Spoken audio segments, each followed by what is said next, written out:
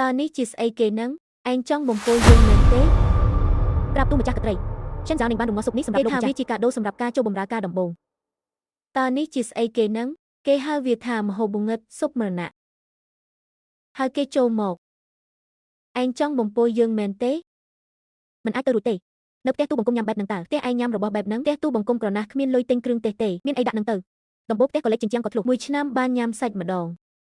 លោកម្ចាស់សំបីតែធុងលាងចាននៅទីនេះក៏ធំក្លិនឈ្ងុយជាងផ្ទះបាយទូបង្គំដែរតកដង្ហើមធំបានហើយឯងទៅធ្វើការបោះជូតនៅផ្ទះបាយរាជវាំងទៅរៀនឲ្យចេះចាំមកធ្វើឲ្យយើងញ៉ាំម្ដងទៀតអរព្រះគុណម្ចាស់កត្រីសើចហេហេហេជំហានទី1ទទួលបានទំនុកចិត្តអាថ្មីលោកសេនាបតីប្រាប់ឲ្យឯងប្រញាប់ដៃឡើងបន្តិចទៅប្រាប់លោកសេនាបតីវិញថាខ្ញុំដឹងថាត្រូវធ្វើបែបណាហើយ